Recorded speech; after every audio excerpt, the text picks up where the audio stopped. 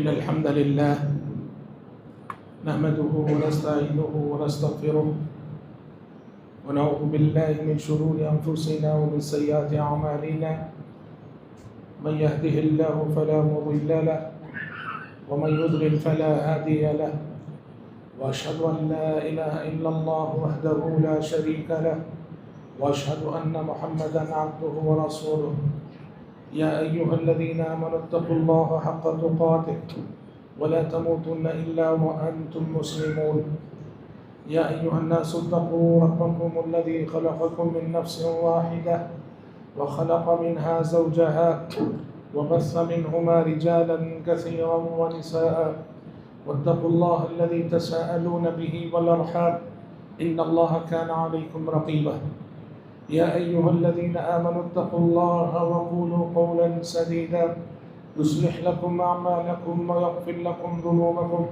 ومن يطع الله ورسوله فقد فاز فوزا عظيما أما بعد فإن خير الحديث كتاب الله وخير الهدي هدي محمد صلى الله عليه وسلم وشر الأمور محدثاتها وكل محدثة بدعة وكل بدعة ضلالة وكل ضلالة في النار أعوذ بالله السميع العليم من الشيطان الرجيم من همزه ونفخه ونفسه يا أيها الذين آمنوا قوا أنفسكم وأهليكم نارا وقودها الناس والحجارة عليها ملائكة غلاظ شداد لا يعصون الله ما أمرهم ويفعلون ما يؤمرون.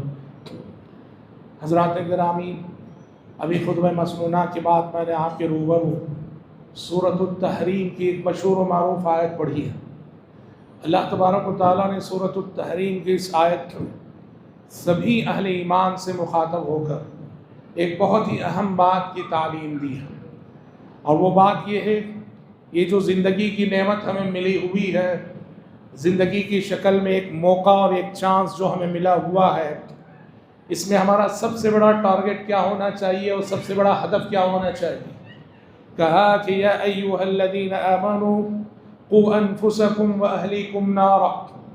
زندگی کا بڑا سے بڑا ٹارگٹ اگر کوئی ہو سکتا ہے اور زندگی کا بڑا سے بڑا کوئی ہدف ہو سکتا ہے تو وہ یہ ہے اپنے آپ کو نار جہنم سے بچانا. قوا انفسکم، اور صرف اپنے آپ کو نہیں، اے ایمان والوں اپنے آپ کو جہنم کی آگ سے بچاؤ، اور نہ صرف اپنے آپ کو، وَأَهْلِيكُمْ، اپنے فیملی ممبرز کو جہنم کی آگ سے بچاؤ. اور وہ آگ کیسی؟ وَقُودُهَا النَّاسُ وَالْحِجَارَةُ، جس آگ کا ایندھن لوگ ہوں گے اور پتھر ہوں گے. عَلَيْهَا مَلَائِكَةٌ غِلَاظٌ شِدَادٌ، جس جہنم میں ایسے فرشتے عذاب دینے کے لیے اللہ کی جانب سے مقرر ہوں گے، درست مزاج، سخت مزاج. لَا يَعْصُونَ اللَّهَ مَا أَمَرَهُمْ، وہ وہی کریں گے جس کا حکم اللہ کی جانب سے ہوتا ہے. وَيَفْعَلُونَ مَا يُؤْمَرُونَ، ذرا برابر رحم وغیرہ ان کے اندر نہ ہوگا. اللہ کی جانب سے جس طرح عذاب دینے کا حکم ہے وہ عذاب دیتے رہیں. حضرات، یہ آیت مجھے، آپ کو اور ہر ایمان والے کو ایک فکر دیتی ہے، ایک پیغام دیتی ہے کہ زندگی میں ہم سب کو اپنے آپ کو نار جہنم سے بچانے کی فکر کرنی چاہیے. ہم بھی بچیں، ہمارے اہل و عیال بچیں، ہماری آنے والی نسلیں بچیں. اور یہ کب ممکن ہے؟ یہ اس وقت ممکن ہے جب ماں باپ، والدین اپنی جگہ خود نیک ہوں، اور خود نیک ہونے کے ساتھ ساتھ اپنے بچوں کی صحیح اسلامی تربیت کر کے اپنے بچوں کو ایماندار اور دیندار بنانے کی سنجیدہ فکر کریں. تو تب ایسی صورت میں جب اچھی تربیت ملتی ہے، اچھی تربیت سے اچھے گھرانے وجود میں آتے ہیں، اور جب اچھے گھرانے وجود میں آئیں، اچھے گھرانوں سے اچھے خاندان بنتے ہیں، اور جب خاندان اچھے بنتے ہیں تو خاندانوں سے سماج اور معاشرہ بنتا ہے. ہر گھر کا سرپرست اگر اپنی فیملی کی فکر کرے تو پہلے ہر گھر سنورے گا. جب ہر گھر سنورے گا، ہر خاندان سنورے گا. جب خاندان سنورے گا، پورا سماج اور پورا معاشرہ سنور جائے گا، رونق بارونق ہو جائے گا. آج جو معاشرے میں بگاڑ ہم دیکھتے ہیں، سماج میں جو برائی ہم دیکھتے ہیں، اس کا سبب کیا ہے؟ سبب یہ ہے سماج اس لیے سدھرتا نہیں کہ خاندان اچھے نہیں، خاندان اس لیے اچھے نہیں کہ گھروں کا ماحول اچھا نہیں، اور گھروں کا ماحول اچھا اس لیے نہیں کہ میں اور آپ ایک باپ ہونے کی حیثیت سے، ایک شوہر ہونے کی حیثیت سے، ایک بھائی ہونے کی حیثیت سے، ایک سرپرست ہونے کی حیثیت سے جیسا ماحول، جیسی تربیت اپنی آنے والی نسلوں کو دینا چاہیے، اس میں ہم ناکام ہیں۔ تربیت کا آغاز یاد رکھیں، جب ہم اپنی نسلوں کی تربیت کی بات کرتے ہیں، اپنے گھر کے ماحول کو بنانے کی فکر کرتے ہیں، تو یہ بات یاد رہے کہ تربیت کا آغاز اور تربیت کی ابتدا عقیدے سے ہونی چاہیے۔ ذمہ دار ماں باپ کی اولین ذمہ داری یہ ہے کہ وہ اپنی اولاد کو توحید کا سبق پڑھائیں، عقیدے توحید کا سبق پڑھائیں، توحید کے تقاضے کیا ہیں سمجھائیں، شرک سے بچائیں، اپنی نسلوں کو شرک سے بچنے کی تلقین کریں۔ لقمان حکیم نے اپنے بچے کو نصیحت کرتے ہوئے کہا، یا بنی لا تشرک باللہ ان الشرک لظلم عظیم، بیٹے دیکھنا اللہ کے ساتھ کبھی شرک نہ کرنا، ان الشرک لظلم عظیم، شرک بہت بڑا گناہ ہے۔ آج آپ بتائیے گا، میں اپنے آپ سے پوچھوں، آپ اپنے آپ سے پوچھیں، ہم ایک ایسے ماحول میں رہتے ہیں، ایک ایسے سماج میں رہتے ہیں جہاں قدم قدم پر مظاہر شرک ہیں، یہاں درگاہیں ہیں، یہاں مزاریں ہیں، یہاں تربتیں ہیں، یہاں جھنڈے ہیں، پتہ نہیں شرک کے کیسے کیسے مظاہر ہیں۔ ایسے میں ہمیں کبھی توفیق ہوئی ہے اپنے بچوں کو بٹھا کر نصیحت کرنے کی کہ ہوشیار یہ شرک ہے، اس کے قریب نہ جانا؟ کتنے ماں باپ ایسے ہیں کہ جنہوں نے اس موضوع پر اپنے بچوں سے ڈسکشن کیا ہے کہ بیٹا یہ شرک ہے، یہ جو ہو رہا ہے غلط ہو رہا ہے۔ اپنے آپ سے پوچھیں، خلیل اللہ جیسے پیغمبر، ابراہیم علیہ السلام جیسے پیغمبر کے بارے میں قرآن کہتا ہے، رب العالمین سے جب انہوں نے دعا کی، دعا کے پہلے جملے میں کہا رب اجعل هذا البلد آمنا واجنبنی وبنی ان نعبد الاصنام، کہا کہ پروردگارہ یہ شہر مکہ جسے بسانے آباد کرنے کی تو نے مجھے توفیق دی، اس شہر کو امن والا شہر بنا دے، یہاں امن ہی امن ہو۔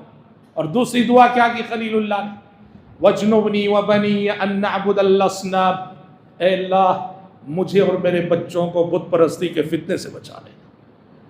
علامہ ابن کثیر نے بعض سلف سے نقل کیا ہے کہ یہ آیت پڑھ کے رونے لگے اور کہنے لگے خلیل اللہ رہتے ہوئے شرک سے اتنا ڈر رہا ہے، وَمَنْ يَأْمَنُ الْبَلَاءَ بَعْدَ إِبْرَاهِيمَ، کہ اس خلیل اللہ جیسی شخصیت کے بعد کون شرک سے بے خوف رہ سکتا ہے؟ شرک اتنی بڑی آفت ہے۔ تو تربیت کا آغاز یاد رکھیے، گھر کے ماحول کو بنانے کا آغاز عقیدے کی اصلاح سے ہونا چاہیے۔ اپنے بچوں کو عقیدے کا سبق پڑھائیے۔ عقیدے کے بعد عبادات کا مرحلہ آتا ہے، عبادات کی روشنی میں تربیت کیجیے، اور عبادات میں سر فہرست نماز۔ پیارے نبی نے کہا مروا اولادکم بالصلاۃ وہم ابناء 7 سنین، تمہارے بچے جب 7 سال کے ہو جائیں تو نماز کا حکم دو۔ اس کا یہ مطلب نہیں کہ 7 سال سے پہلے حکم نہیں دینا چاہیے، نہیں، بچے تو بچپن ہی سے نماز پڑھیں گے، 1 سال کی عمر سے 2 سال کی عمر سے ہی پڑھیں گے، لیکن 7 سال کی عمر کا مرحلہ ایک ایسا مرحلہ ہے جہاں ان کے اندر ایک تمیز کی صلاحیت پیدا ہوتی ہے، اچھائی اور برائی میں، دوست اور دشمن میں، نفع اور نقصان میں، جہاں سے وہ کسی بھی آرڈر کو سمجھنے کی صلاحیت اپنے اندر پاتے ہیں۔ اس نے کہا تمہارے بچے جب 7 سال کے ہو جائیں تو نماز کا حکم دو، وَاضْرِبُوهُمْ عَلَيْهِ وَهُمْ أَبْنَاءُ 10 سنین، اور 10 سال کے ہو جائیں اور نماز چھوڑیں، بار بار کہنے کے باوجود مارنے کی اجازت دیتی شریعت۔ دین میں یاد رکھنا بہت کم موقعوں پہ مارنے کی اجازت دی گئی ہے، بہت کم، شریعت میں مارنے کی قطعاً اجازت نہیں، لیکن بہت کم موقعوں پہ ادب سکھانے کے لیے۔ اچھا، مار بھی حیوانیت کی مار نہیں، تہذیب اور شائستگی کے دائرے میں رہنے والی مار، اس میں سے ایک موقع یہ بھی کہ بچہ 10 سال کا ہو جائے نماز نہ پڑھے تو اسے نمازی بنانے کے لیے مارا کرو، وَاضْرِبُوهُمْ عَلَيْهَا وَهُمْ أَبْنَاءُ 10 سنین۔ عقیدے سے تربیت کا آغاز، عقیدے کے بعد معاملات کے بعد اپنے بچوں کو اخلاق کی تربیت دو، اپنی نسلوں میں اچھی صفات پیدا کرو، ایمانداری، امانت داری، شکر گزاری، وفاداری، احسان مندی، کسی کے احسان کو یاد رکھنا، شکر گزاری کرنا اللہ کے بندوں کی، وعدوں کو نبھانا، شرم، حیا، غیرت، یہ سب ایسی صفات ہیں ہر ماں باپ کی ذمہ داری بنتی ہے اپنے بچوں کے اندر یہ ساری صفات پیدا کرنا۔ کہاں سے پیدا ہوں گی صفات؟ میں گھر کا سرپرست ہوں اور بیوی بچوں کے ساتھ بیٹھ کے گھر میں ٹیلی ویژن دیکھتا ہوں، فلمیں دیکھتا ہوں، بے حیائی کے پروگرام دیکھتا ہوں، کہاں سے حیا آئے گی، کہاں سے شرم پیدا ہوگی، کہاں سے غیرت پیدا ہوگی، اور کہاں سے ہماری نسلیں دیندار بنیں گی؟ یہ ہمارے موجودہ سماج کا بہت بڑا المیہ ہے، بہت بڑا المیہ۔ نتیجے میں دیکھیے گا جس ماحول میں ہم جی رہے ہیں، ایک ایسے ماحول میں ہم جی رہے ہیں کہ بھائیوں بہنوں، اس ماحول میں عقیدے کی حفاظت ایک چیلنج ہے، دین کی حفاظت ایک چیلنج ہے، ایمان کی حفاظت ایک چیلنج ہے، سچ بولنا ایک چیلنج ہے۔ کوئی ایماندار تاجر 100% ایمانداری اور سچائی سے بزنس کرنا چاہے، کتنا مشکل ہے آج، سمجھ رہے ہیں؟ پورا سماج جھوٹ بولنے والا، پورا مارکیٹ دھوکے پہ قائم ہے۔ اللہ اللہ، سچوں کے درمیان رہ کے سچ بولنا آسان ہے، جھوٹوں کے درمیان رہ کے سچ بولنا بڑا مشکل ہوتا ہے۔ ایمانداروں کے درمیان رہ کے ایمانداری کا ثبوت دینا آسان ہے، پورا مارکیٹ دھوکے کا ہو اور وہاں رہ کر ایمانداری کا ثبوت دینا بہت بڑا چیلنج ہے۔ اور ایسے ہی چیلنجز کو ہم فیس کر رہے ہیں۔ ماحول اتنا خراب ہے، اتنا بگڑا ہوا ہے، ہمارے بچے جن کو ایک ذمہ دار ماں باپ اپنے گھر میں اچھا ماحول فراہم کرتے ہیں، گھر کی حد تک بچے اچھے رہے، لیکن بچے جیسے ہی گھر سے باہر گئے، وہ اسکول گئے، وہ کالج گئے، وہ محلے میں گئے، وہ گلی میں گئے، بگڑ کے آتے ہیں۔ ماحول اتنا خراب ہے، آپ بس گھر کے اندر کی ضمانت لے سکتے ہیں، بچے جب گھر کے باہر جاتے ہیں کب متاثر ہو جائیں گے، کس سے متاثر ہو جائیں گے اور کیا اثر لے کے ہمارے گھر میں آئیں گے، یہ ہر ذمہ دار ماں باپ کے آگے بہت بڑا چیلنج ہے۔ برائی ہر طرف عام ہے، بے حیائی ہر طرف عام ہے۔ کبھی کبھار یوں لگتا ہے کہ جیسے برائی کا دریا ہو، برائی کا سمندر ہو، اور جس میں ہم جی رہے ہیں، اس میں میری اور آپ کی، ہم سب کی ذمہ داریاں بہت عظیم ہوتی ہیں۔ برائی کے اس ماحول کا مقابلہ کیسے کریں؟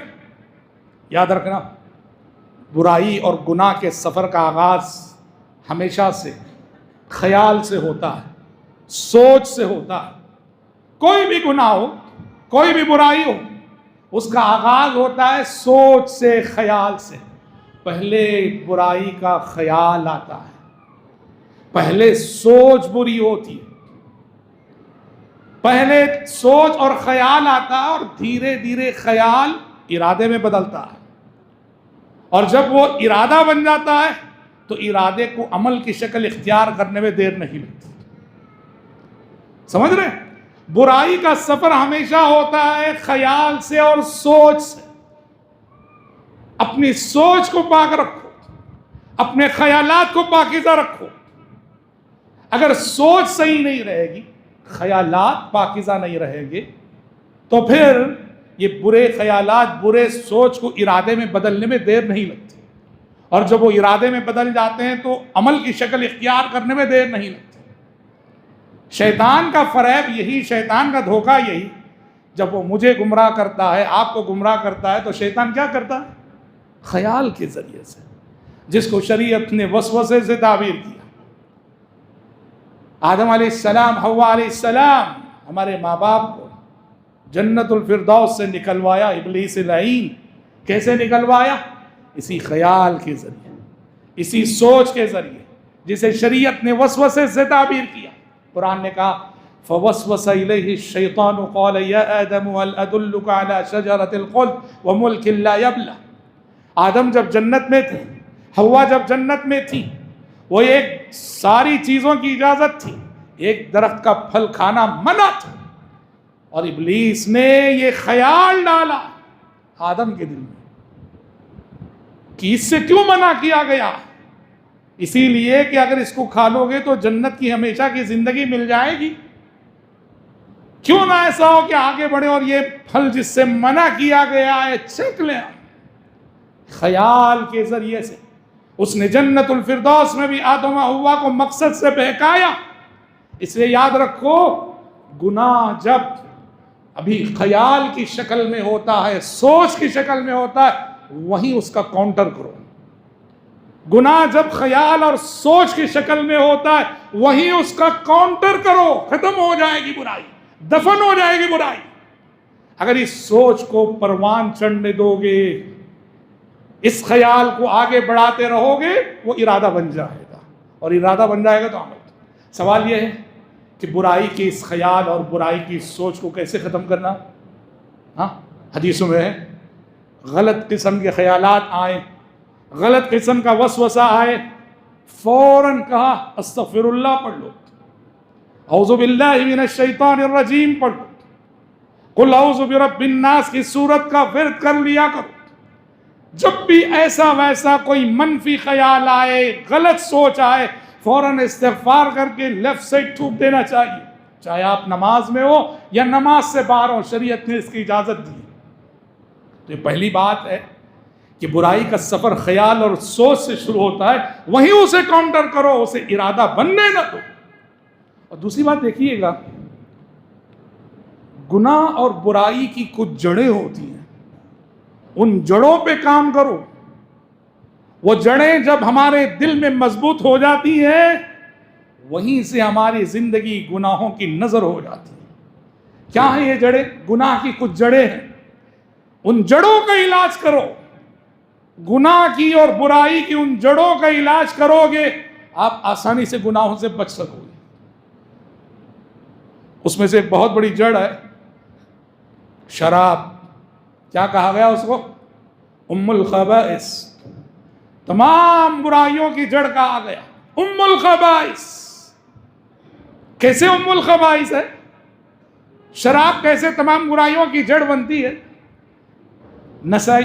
اچھا، وہ اس کا جواب تو میرے سے بہتر آپ کے سامنے ہوگا. کیسے ہوگا؟ معاشرے کے، بستی کے کسی بھی شرابی کی زندگی کو دیکھ لو. ہمارے محلے کا، ہماری گلی کا، ہمارے گاؤں کا جو کوئی شرابی ہے، اس کا تصور کر لو، دیکھو اس کی زندگی. جس کی زندگی میں شراب ہوتی ہے، اس کی زندگی میں ہر خرابی ہوتی ہے. وہ صرف شرابی نہیں ہوتا ہے، شراب بھی، کباب بھی، زنا بھی، جوا بھی، چوری بھی، ڈکیتی بھی، قتل بھی، مرڈر بھی، سب کچھ ہو. برائی کی جڑ ہے یہ شراب. اس لیے کہ یہ انسان کی عقل کو ہیجاک کر لیتی ہے، اور عقل کو ہیجاک کر کے انسان کو حیوان بنا دیتی ہے، جانور بنا دیتی ہے. دیکھتے نہیں شراب کے نشے میں دھت انسان کس طرح سے راستوں پہ پڑے رہتے ہیں، لاشوں کی مانند پڑے رہتے ہیں، کتے چاٹ رہے ہوتے ہیں، مکھیاں اڑ رہی ہوتی ہیں. انسانیت کی کتنی بڑی توہین ہے شراب. ام الخبائث. برائی کے ایسی جڑوں سے بچو اور بچاؤ. نسائی کی حدیث ہے، آپ صلی اللہ علیہ وسلم نے پچھلی امتوں کا ایک واقعہ ذکر کیا. گزشتہ امتوں میں ایک عبادت گزار انسان تھا، معمولی انسان نہیں، عبادت گزار، اللہ والا. ہوا یہ کہ ایک بدکار عورت تھی، وہ اس کی محبت میں گرفتار ہو گئی، اس اللہ والے کی محبت. اس نے کسی طرح سے اسے ورغلایا، بہلایا، پھسلایا اور اپنے گھر بلایا اس اللہ والے کو. بیچارہ وہ کچھ گواہی کا معاملہ اس کا حوالہ دے کے بلایا، وہ چلا گیا. اس نے دروازے بند کر لیے، اور اس عورت نے اس اللہ والے کے آگے 3 اختیارات رکھے، 3 آپشن ہیں. اس میں سے ایک کام تو تمہیں کرنا ضروری. پہلا کیا ہے؟ نعوذ باللہ، پہلا آپشن یہ کہ میرے ساتھ برائی کرو، دوسرا آپشن یہ ہے کہ ایک بچہ بیٹھا تھا یا تو اسے قتل کرو، تھرڈ آپشن یہ ہے کہ وہ شراب کا مٹکا رکھا ہوا تھا وہ شراب پیو۔ یہ تینوں میں سے ایک کام کرنا ہی، یا تو برائی یا تو مرڈر یا تو شراب، ورنہ میں یہاں سے جانے نہیں دوں گی۔ بیچارہ سوچا،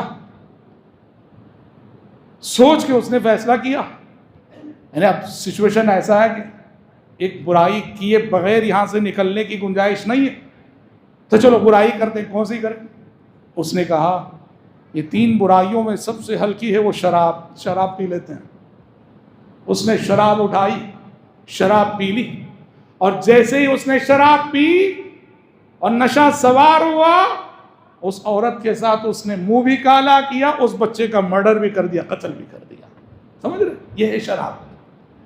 برائی کی جڑوں پہ کام کرو، برائی کی جڑوں کو نکالا کرو۔ انہی جڑوں میں سے کیا ہے؟ بے حیائی۔ بے حیائی، اگر میرے اندر بے حیائی آ گئی، آپ کے اندر بے حیائی آ گئی۔ حیا ایک ایسی صفت ہے جو بہت ساری خوبیاں پیدا کرتی ہے، اور بے حیائی ایک ایسی مذموم صفت ہے جو بہت سارے گناہوں پہ آمادہ کرتی ہے۔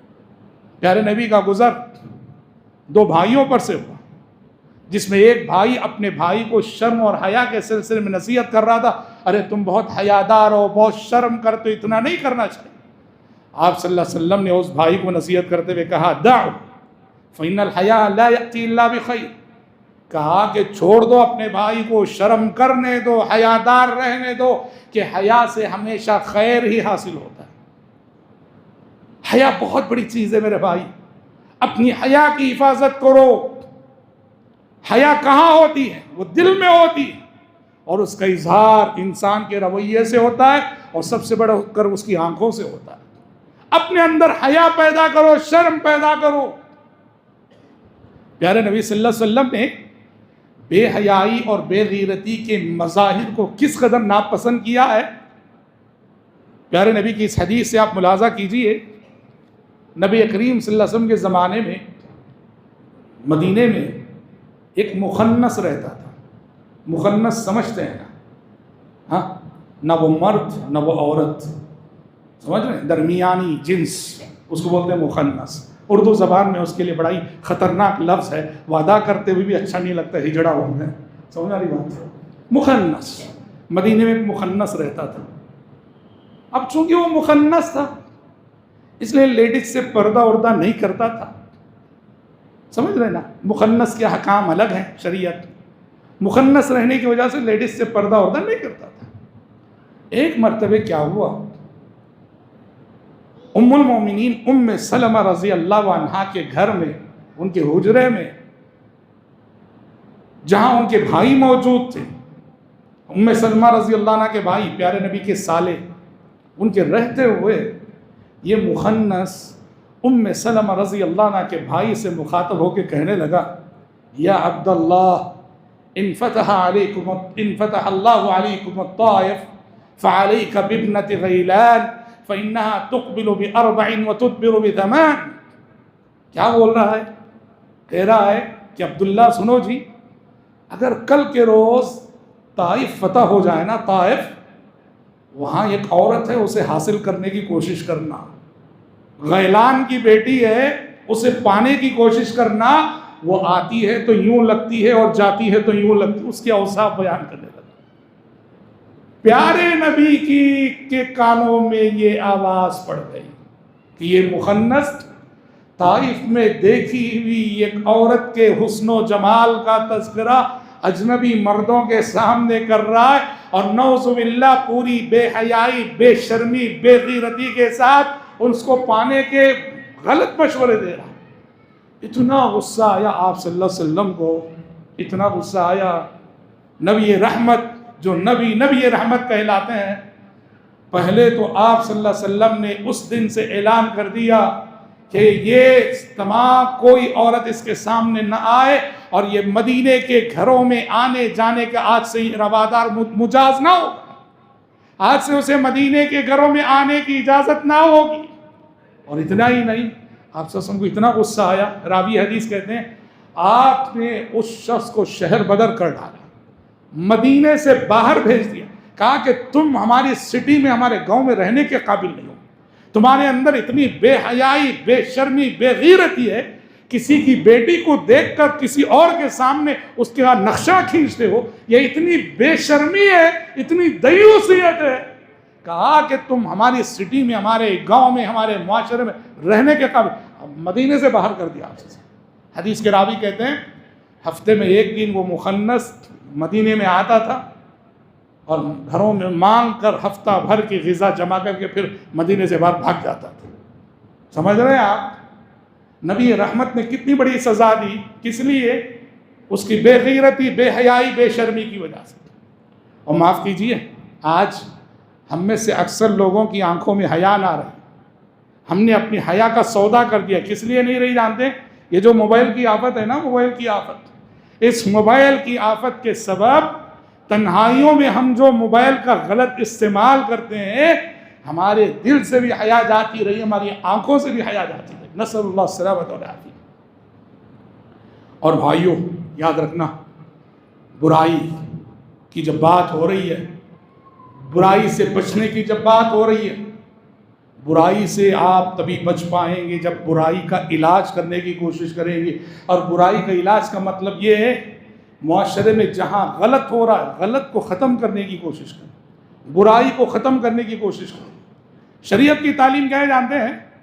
برائی جہاں نظر آئے اس سے نفرت کرو، نیکی جہاں نظر آئے اس سے محبت کرو۔ برائی جس کے پاس بھی رہے نفرت کرو، اور نیکی جس کے پاس بھی رہے نیکی سے محبت کرو۔ شریعت کی تعلیم۔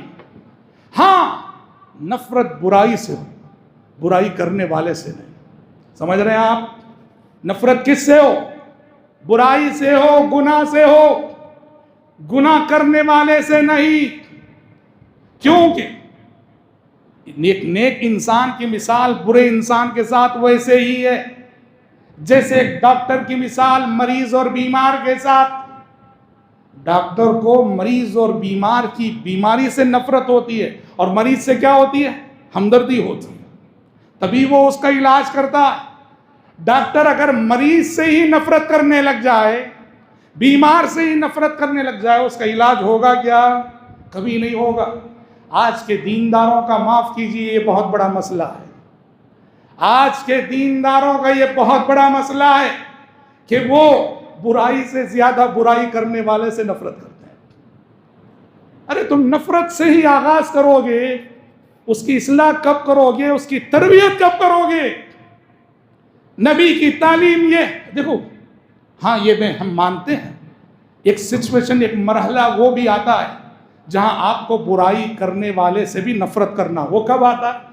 بار بار سمجھانے کے باوجود، بار بار کوششیں کرنے کے باوجود جب وہ نہیں سنبھلتا ہے، نہیں سدھرتا ہے، تو اس کی تربیت کی نیت سے اس سے بھی نفرت کرنا، وہ آخری اور فائنل سچویشن ہے۔ آج کا بہت بڑا مسئلہ یہ ہے دیندار لوگوں کا، شیطان دینداری کا بڑا غرور اور تکبر پیدا کر دیتا ہے۔ آغاز ہی ہم کس سے کرتے ہیں؟ اس سے نفرت سے۔ نفرت کرو گے تو تم دنیا میں کسی کی اصلاح نہیں کر سکو گے۔ اللہ کے انبیاء، اللہ کے رسول، اللہ کے پیغمبر وہ آئے اور سماج میں ہزار قسم کے بگاڑ تھے، پیغمبروں نے انسانوں سے ہمدردی کی، نفرت نہیں کی۔ وہ نفرت کرتے تو کبھی کام نہ ہوتا، اصلاح نہ ہوتی۔ بخاری کی حدیث ہے نا، ایک صاحب لائے گئے نشے میں، کیا مطلب؟ شراب پیا، کوڑے لگائے گئے، 40 کوڑے سزا ہے اسلام میں، کوڑے لگائے گئے، چھوڑ دیا۔ تھوڑے دن گزرے، وہی صاحب دوبارہ پھر نشے میں پکڑے گئے، لایا گیا، پیارے نبی نے حکم دیا، 40 کوڑے لگائے گئے، چھوڑ دیا گیا۔ ارے پھر ذرے دن گزرے، پھر وہی صاحب تیسری دفعہ نشے کی حالت میں پائے گئے۔ اب جب تیسری مرتبہ ان کو لایا گیا، ایک صحابی سے رہا نہ گیا، غصے میں وہ بولے لعنت اللہ علیک، اللہ کی لعنت ہو تجھ پر، کتنے بار پیتا ہے، کتنے بار سزا پاتا ہے۔ پیارے نبی نے کیا کہا جانتے ہیں؟ لعنت کرنے والے صحابی سے کہا لا تلعنوا لا تعینوا علی اخیکم الشیطان فانہ یحب اللہ ورسولہ، کہا کہ لعنت مت کرو، تمہارے اپنے بھائی کو لعنت کرنے سے شیطان خوش ہو رہا ہے، غلطی کر رہا ہے تو سزا بھی مل رہی ہے اس کو۔ اور اس کے بعد پیارے نبی نے ان کے سلسلے میں بڑی گواہی دی، بیچارہ انسان ہے، بار بار غلطی کر رہا ہے، لیکن میں گواہی دیتا ہوں انہ یحب اللہ ورسولہ، یہ اللہ اور اس کے رسول سے سچی محبت کرتا ہے۔ سمجھ رہے؟ بگڑے ہوئے لوگوں کی اصلاح محبت سے ہوتی ہے۔ آج افسوس کے ساتھ کہنا پڑتا ہے کہ سماج اور معاشرے میں شیطان نے کچھ نوجوانوں کی ایسی تربیت کی ہے، برائی کرنے والے نہیں، ان کے شب و روز اور ان کے لیل و نہار ان کی مجلسوں کا موضوع علماء سے نفرت، علماء سے نفرت، علماء سے نفرت۔ سمجھ رہے ہیں؟ قرآن نے کہا کچھ لوگ ہوتے ہیں کہ وہ نیکی سمجھ کر گناہ کر رہے ہوتے ہیں اور اپنی جگہ یہ سمجھ رہے ہوتے ہیں کہ ہم بہت بڑی نیکی کر رہے ہیں۔ سمجھ رہے ہیں؟ اس مزاج سے بچیے گا، اس مزاج سے ہوشیار رہیے گا، برائی سے نفرت کرو، برائی کرنے والے کی اصلاح کی تڑپ رکھو، تبھی معاشرہ سمجھے گا اور تبھی معاشرہ سدھرے گا۔ اگر تم ہر برائی کرنے والے سے نفرت کرنے لگو گے، اصلاح کون کرے گا اور کس کی اصلاح ہوگی؟ سمجھ رہے؟ اللہ نے کہا اپنے نبی کے سلسلے میں فَبِمَا رَحْمَةٍ مِّنَ اللَّهِ لِنْتَ لَهُمْ وَلَوْ كُنْتَ فَظًّا غَلِيظَ الْقَلْبِ لَانفَضُّوا مِنْ حَوْلِكَ۔ اے نبی، اللہ کی رحمت ہے آپ پر کہ آپ تمام لوگوں کے حق میں بڑے نرم مزاج واقع ہوئے۔ ہمارے نبی کی بہت بڑی خصوصیت قرآن بیان کر رہا ہے کہ نرم مزاجی، نرمی سے بات کرنا، نرمی سے پیش آنا، نرمی سے سب کو ریسپانس دینا، نرمی سے بگڑے لوگوں کی اصلاح کرنا، دعوت و تبلیغ کے راستے میں نرمی اختیار کرنا، یہ ہمارے نبی کی اخلاق کی بہت بڑی صفت ہے۔ فَبِمَا رَحْمَةٍ مِّنَ اللَّهِ لِنْتَ لَهُمْ، اے پیغمبر، اللہ کی رحمت ہے آپ پر کہ آپ تمام لوگوں کے حق میں بڑے نرم مزاج واقع ہوئے۔ وَلَوْ كُنْتَ فَظًّا غَلِيظَ الْقَلْبِ لَانفَضُّوا مِنْ حَوْلِكَ، اے نبی، اگر آپ سخت زبان کے ہوتے، سخت مزاج کے ہوتے تو یہ صحابہ جو صبح و شام آپ کے اطراف ہوتے کبھی کے چھٹ گئے ہوتے۔ اس لیے آپ دیکھیے گا جو درست مزاج لوگ ہوتے ہیں، سخت مزاج کے لوگ ہوتے ہیں اور اپنے اسی مزاج سے دین پہ چلنا چاہتے ہیں، معاشرہ ان کو الگ تھلگ کر کے چھوڑ دیتا ہے۔ سمجھ میں آ رہی بات؟ تو اس لیے یاد رکھیے گا، اگر آپ دیندار ہیں اللہ کا شکر ادا کرو اور استقامت طلب کرو اللہ سے کہ اللہ مجھے دین پر استقامت نصیب فرما، اور وہیں اس دینداری کی شکر گزاری کا تقاضا یہ ہے کہ سماج کے بگڑے لوگوں، برے لوگوں کی اصلاح کی جو کوشش ہم سے ہو سکتی ہے اس کوشش میں اپنا حصہ ادا کرو۔ اللہ رب العزت سے ہم دعا کرتے ہیں کہ پروردگار عالم مجھ کہنے والے کو اور آپ سبھی سننے والوں کو کتاب و سنت کی تعلیمات کما حق و عمل کرنے کی توفیق عطا فرمائے۔ اللہ ہمیں نیکی سے محبت کرنے والا بنائے، چاہے وہ نیکی جہاں بھی ہو، اور اللہ ہمیں برائی سے نفرت کرنے والا بنائے، چاہے وہ برائی جہاں بھی ہو۔ اللہم آمین۔ بارک اللہ لنا ولکم فی القرآن العظیم ونفعنا وإیاکم بما فیہ من الآیات والذکر الحکیم، انہ تعالی جواد کریم ملک بر رؤوف رحیم رب حلیم۔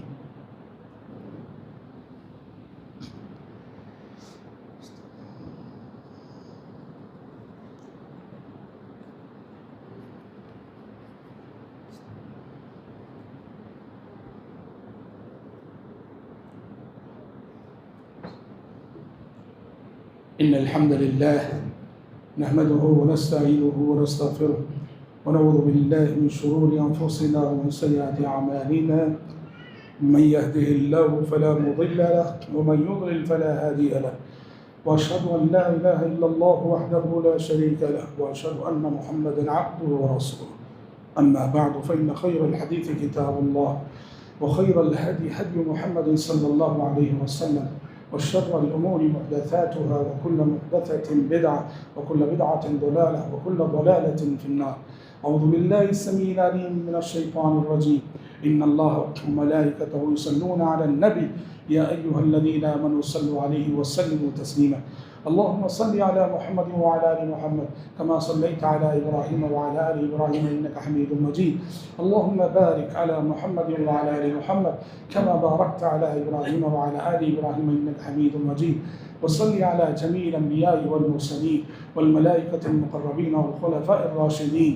اللهم انصر من نصر دين محمد صلى الله عليه وسلم واجعلنا منهم آمين، واخذل من خذل دين محمد صلى الله عليه وسلم ولا تجعلنا منهم آمين. عباد الله رحمكم الله، إن الله يأمر بالعدل والإحسان وإيتاء ذي القربى وينهى عن الفحشاء والمنكر والبغي يعظكم لعلكم تذكرون. اذكروا الله يذكركم وادعوه يستجب لكم ولذكر الله أكبر والله يعلم ما تصنعون.